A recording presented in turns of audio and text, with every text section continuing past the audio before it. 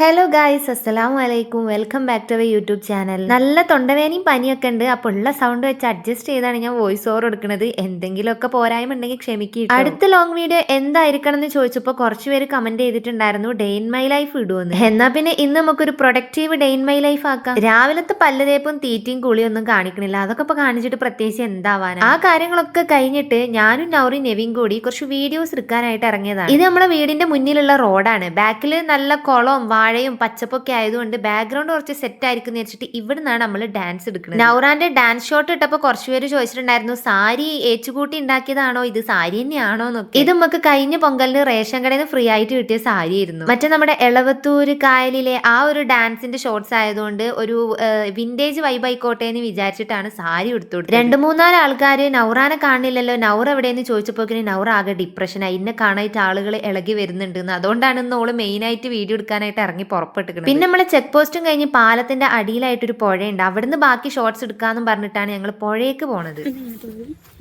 എനിക്കറിയില്ല, അവള് കോളേജ് പഠിച്ചു.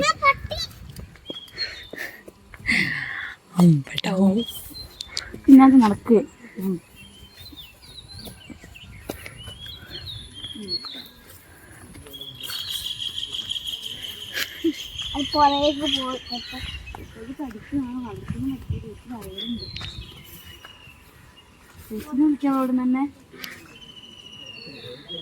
ചേച്ചി അതാ അതാ അതാ അതാ ബൈ ഗൈസ്. ഗൈസ്, പട്ടിനെ കണ്ടിട്ട് ഇങ്ങോട്ട് തന്നെ പാഞ്ഞു നിൽക്കുക രണ്ട് ധൈര്യമില്ലാത്ത പണ്ടന്മാര്.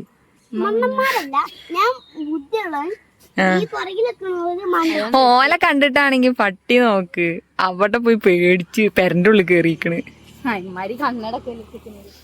നവീദിനെ കണ്ടിട്ട് ഏതോ രാജ്യത്തുനിന്ന് വന്ന വേറെ ഏതോ ഇതാന്ന് തോന്നിയിട്ടുണ്ടാവും നവീദു. ഇനി എന്താ ചെയ്യാ നവീദു? പുഴ പോണില്ലേ? നടക്ക്. Okay, let's go.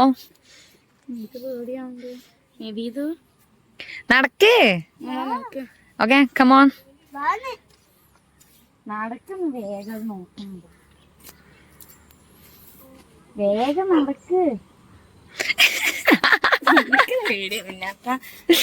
ഓക്കെ, നമുക്ക് പോണ്ട, തിരിച്ചു പോവാം. ഗൈസ്, ഞങ്ങളുടെ ഷൂട്ട് മുടങ്ങി. വേണ്ട, ഈ അവിടെ ധൈര്യം ഉണ്ടെങ്കിൽ വീട്ടിൽ പോയി വിളിക്കടി, എന്നിട്ട് വലിയ ഡയലോഗ് അടിക്കടി. ചേച്ചി എടി, ചിലപ്പോ പട്ടിക്കും ചുമപ്പ് കണ്ടാല് ദേഷ്യാന്ന് പറയണ കേട്ടിക്കണ്. പിന്നെ സീരിയസ്ലി അല്ല നവീദു?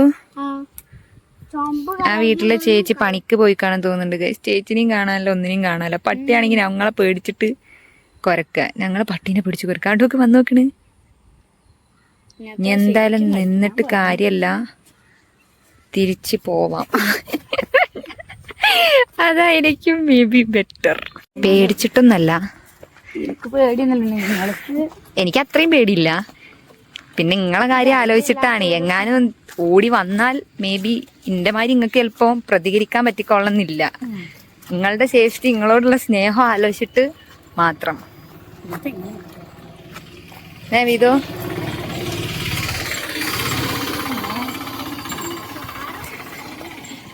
ഇതാണെങ്കില്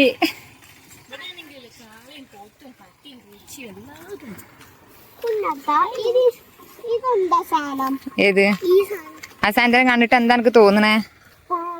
കാളല്ല, അത് പശു. ആ, ഏത് വീഡിയോ?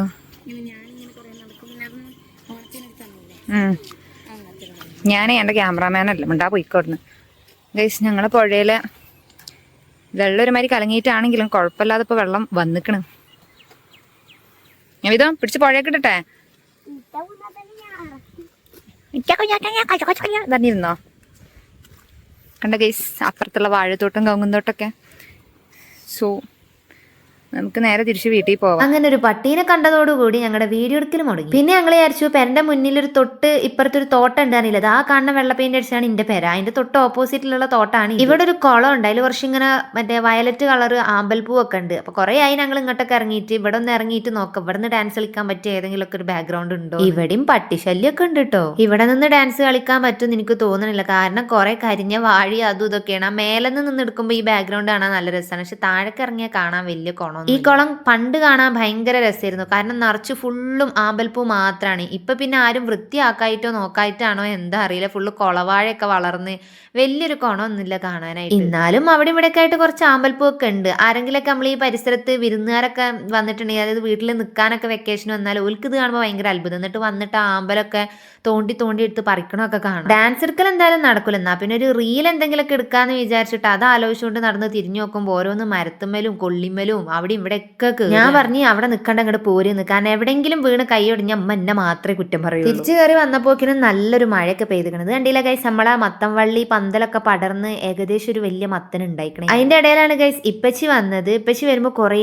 സാധനങ്ങൾ കൊണ്ടുവന്നിന്. നമുക്ക് പരിചയമുള്ള ഒരു കാക്ക ഓല വീട്ടിലുണ്ടാക്കിയ ജൈവ കൃഷിന്ന് ഒരു ഓരി നമുക്ക് കൊടുത്തു വിട്ടു. നല്ല ഒരു വാഴക്കൊലയും പിന്നെ 2 തരം മാങ്ങ ഒരു കവറ് നിറയും, പിന്നെ ഇതാ ഈ കാണുന്ന പാവക്കുണ്ട്, പിന്നെ ഈ നല്ല ചുവന്ന ഒരു കെട്ട് ചീര. എനിക്ക് ചീര പണ്ട് വലിയ ഇഷ്ടമില്ലായിരുന്നു, പക്ഷെ ഇപ്പം എനിക്ക് കുറച്ച് ഇഷ്ടമാണ്.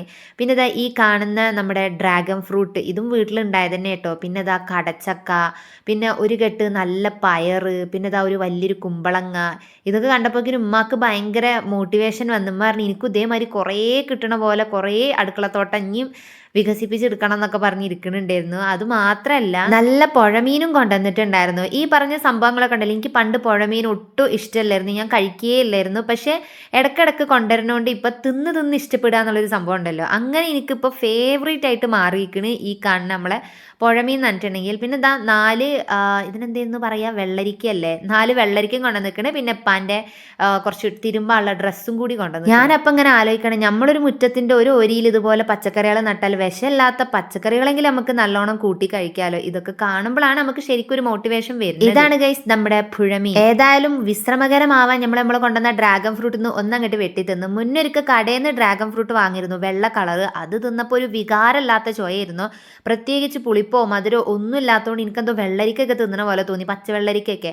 അതുകൊണ്ട് എനിക്ക് ഡ്രാഗൺ ഫ്രൂട്ട് ഒട്ടും ഇഷ്ടമുണ്ടായിരുന്നില്ല. പക്ഷെ ഇപ്പച്ചി പറഞ്ഞേ ഇത് അന്ന് കൊണ്ടുവന്ന പോലെ അല്ല, ഇത് വീട്ടിൽ നിന്ന് ഉണ്ടാക്കി അങ്ങനെ പറിച്ചു കൊണ്ടുവരികയല്ലേ, ഇതിന് അത്യാവശ്യം മധുരവും ഒരു പുളിപ്പൊക്കെ ഉണ്ട്, തിന്നു നോക്കുന്നത്.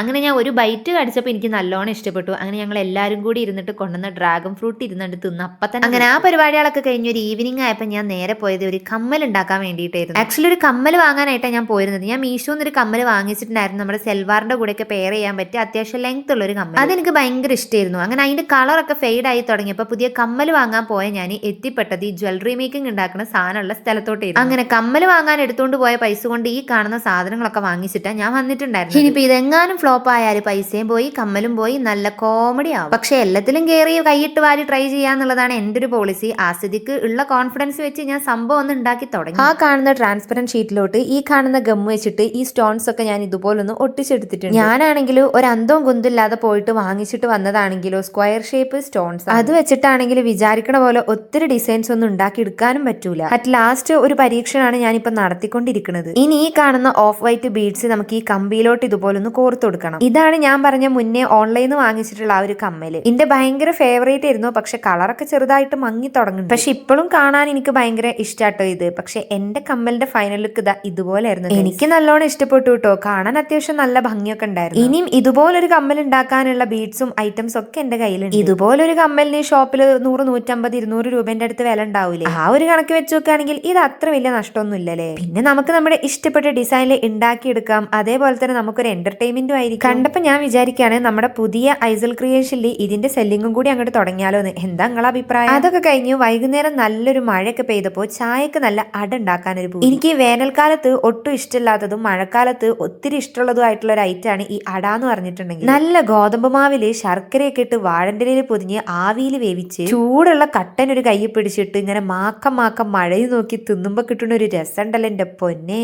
ഇമാജിൻ ചെയ്യുമ്പോഴേ വായിൽ വെള്ളം വരുന്നോണ്ട് നേരെ പോയിട്ട് ഗോതമ്പ് മാവ് എടുത്ത് നമ്മുടെ ബെല്ലവും ശർക്കരയും തേങ്ങയും ഒക്കെ കൂടി കൂട്ടി കുഴച്ച് വാഴണ്ടിലയിൽ വെച്ച് ആവിയിൽ നല്ല ചൂടുള്ള ആവി പറക്കണ നമ്മുടെ അട ഞാൻ റെഡിയാക്കി. ഇതിന്റെ ഈ തുറക്കുമ്പോ തന്നെ ഉള്ളൊരു മണം ഉണ്ടല്ലോ, എനിക്ക് അതാണ് ഏറ്റവും ഭയങ്കര ഇഷ്ടം. ഇപ്പച്ചിക്കും ഈ ഒരു ഐറ്റം ഭയങ്കര ഇഷ്ടമാണ്. മുമ്പൊക്കെ ഞാൻ വലിയ കാര്യത്തില് തേങ്ങയിൽ പഞ്ചസാരൊക്കെ ഇട്ടിട്ട് ഉണ്ടാക്കി കൊടുക്കും, മാവും വലുതായിട്ട് വെന്തിട്ടൊന്നും ഉണ്ടാവില്ല. പക്ഷെ ഞാൻ ഉണ്ടാക്കിയതല്ലേ എന്നൊക്കെ പറഞ്ഞ് പാവന്റെ ഇപ്പച്ചി തിന്നൊക്കെ ചെയ്യൂട്ടോ. അന്ന് തൊട്ടേ ഞാൻ വിചാരിക്കണതാണ് ഇപ്പച്ചിക്ക് വേണ്ടി നല്ല മധുരം ഇട്ടിട്ടുള്ള ഒരു പൂവട ഉണ്ടാക്കി കൊടുക്കും. തിന്നപ്പോ തന്നെ ഇപ്പച്ചി ആദ്യം ഒരു ഉമ്മ തന്നു, എന്നിട്ട് പറഞ്ഞു നല്ല രസമുണ്ട് എന്ന്. അങ്ങനെ വൈകുന്നേരം ഞങ്ങൾ എല്ലാരും കൂടി ഇരുന്ന് ചായയൊക്കെ കുടിച്ച് അടയൊക്കെ തിന്ന് നല്ല രസമായി. അപ്പൊ ഇന്നത്തെ പ്രധാന പ്രധാന വിശേഷങ്ങൾ ഇത്രയൊക്കെ ഉള്ളൂ. പിന്നെ രാത്രി ചോറ് തിന്നു കിടന്നു ഉറങ്ങി, അതൊക്കെ തന്നെ. അത്യാവശ്യം പ്രൊഡക്റ്റീവ് ആയിട്ടുള്ള ഒരു ഡേ ആയിരുന്നു. അപ്പൊ ഇഷ്ടപ്പെട്ടാൽ ലൈക്ക് ചെയ്യാനും ഷെയർ ചെയ്യാനും സബ്സ്ക്രൈബ് ചെയ്യാനും കമന്റ് ഇടാനും ഒന്നും മറക്കണ്ട. അപ്പൊ അടുത്തത് എന്ത് വീഡിയോ വേണമെന്നുള്ളത് സജസ്റ്റ് ചെയ്താൽ മതി.